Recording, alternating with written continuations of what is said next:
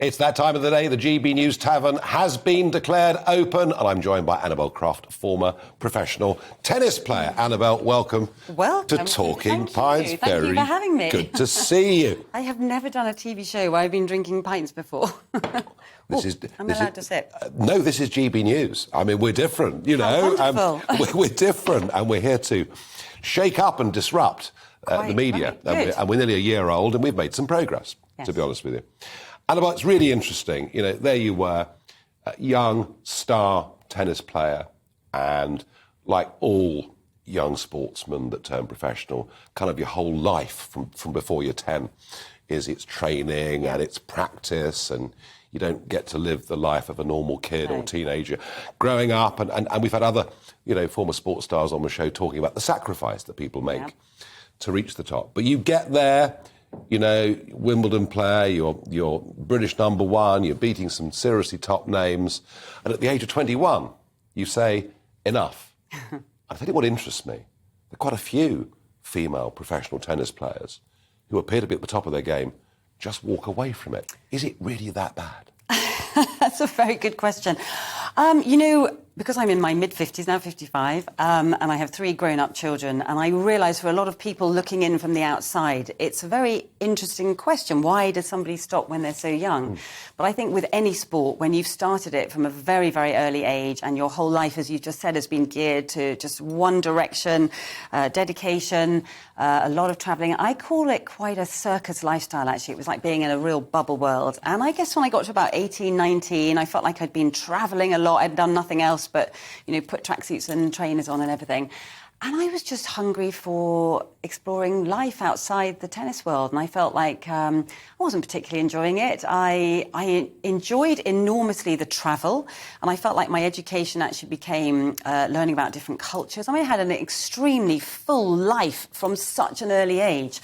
But there did come a point where I just thought, actually, do I want to do this till I'm sort of into the mid-30s? I did want to have children myself, and I couldn't see that really happening on the tour. And I just had decided I had had enough. And I really don't regret it for a minute. People do ask me a lot that, but I do look back and think, now that my youngest child is much older than I was when I was playing that tennis life and then quitting, I do think, gosh, I'd love to have gone back with a slightly older, more mature head and just appreciated what I was doing and tried to understand what I was doing a little bit better, if that answers the question. But no, well, it does, and yet men seem to stick with it. Yeah. But there's quite a lot of younger female tennis players have made the same decision that you've made. Yeah. I think, in a funny way, that we're talking pints here. Yeah. I always picture the blokes, and I'm sure they probably don't go and have a pint, but I kind of picture that the blokes on the tour probably are able to go and hang out a bit together, and it's a bit of a different atmosphere. But I think it was an all-women's circuit when I played, and we came together with the men just maybe 4 times a year. So it didn't feel a particularly natural way of living your life where you weren't interacting all the time. And, I mean, it's changed a lot now, so they do mix the tournaments together a lot more. But I think it was just quite cutthroat. And as I said, it's a circus lifestyle. It's not what it's all cracked up to be. But we're going to enjoy watching the grass court season the next few weeks. Well, we are. And, of course, there is a remarkable 19-year-old young female British tennis player from Beckenham Tennis Club. Absolutely. Emma Raducanu. I mean, unbelievable, wasn't it? Amazing. Unranked, and she wins the US Open. I mean, it was just completely astonishing. Yeah. And suddenly she's on the front page of big glamour magazines and she's in demand. But she's struggling a bit with that, isn't she? I think, to be honest, I think she must be. You know, you have to look at it and say, well, most players come out onto the tour and their dreams are to win a Grand Slam, and you build towards that over a period of time, and you do your apprenticeship out there on this other tour, where she'd come from the ITF circuit, which was the slightly lower circuit. She'd hardly played any tournaments on the main tour, and it was like the parting of the waters, and she just steamrolled her way through, you know, qualifying and then the main draw, 10 matches back-to-back, didn't drop a set, and now she's having to do everything back to front. And, of course, she has a massive target on her back. Players are going to go after her. They're all professional. They're going to try and home in on any weaknesses. And it must be hard because she's doing everything on centre court. Every time she plays, she's on the big show courts. Yeah. And she's doing everything in the glare of full publicity. And I think it's hard for her at the moment, but she's got some injury problems thrown in the mix as well. And, I'm not sure. It'd be interesting what she would say about it, but I think she's having to adjust to huge changes in her life. I mean, colossal change in a very short space of time. Now, of course, amongst the many things you do as a broadcaster, of course, tennis punditry is very much up there. I love it, actually. And I mean, boy, what a political year it's been. I mean, it started off, of course, back in January with the Australian Open, and I finished up in Belgrade with the Djokovic family. Oh, that's right. Yes, because How did you find them? Oh, well, I was supposed to be on Dry January. Oh. But Uncle Goran, his uncle, owns a vineyard, and that went completely out of the window. It was fascinating. I mean, all the trophy copies were there, and you got the sense that Djokovic is a kind of a family firm. Oh, definitely. And very tight and very close as a family. And I went, and I'd met them before, sort of post-Wimbledon social events, and I kind of felt that what was happening was monstrous, that he'd been told by Victoria State that under their rules he could go, and then the national government overruled them, and he was effectively put into virtually a prison camp for a few days. And that was the row over the vaccines. But now we have another row, which is, I think, even worse. I mean, and I've talked about this before on this programme.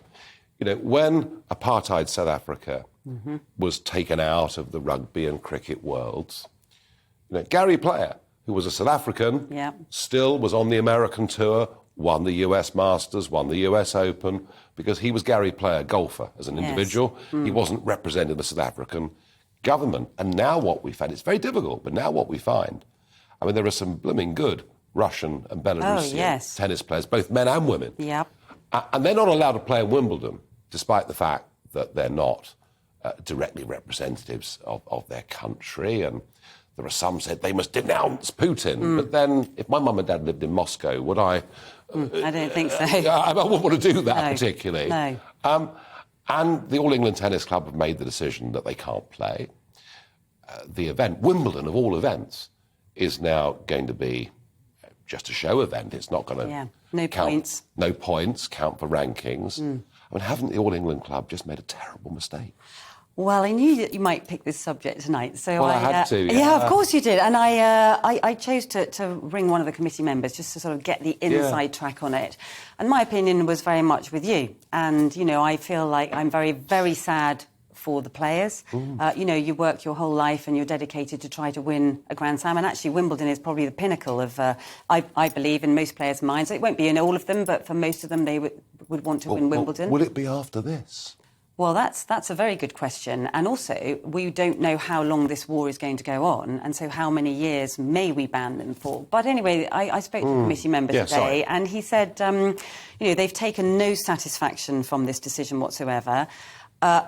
According to him, it was obviously a government directive, and that they had laid out this guidance that they did not want any neutral players, which, of course, the French Open did take the neutral players. And as you've pointed out, you are playing there as an individual, but they have the guidance from the government was that.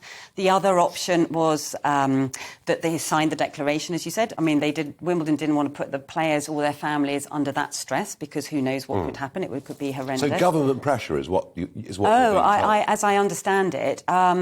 And then they obviously didn't want a Russian or a Belarusian player lifting possibly the trophy. And the only other option, he said, was to just not invite them. But it has affected 70-odd players. And, of course, tennis is quite fragmented, because you have the Grand Slams, Australia, French, Wimbledon and US Open. You've then got the governing bodies, the WTA, which represents the women, the ATP that represents the men, the ITF, which represents team competitions and lots of wheelchair events and the lower tier level events as well.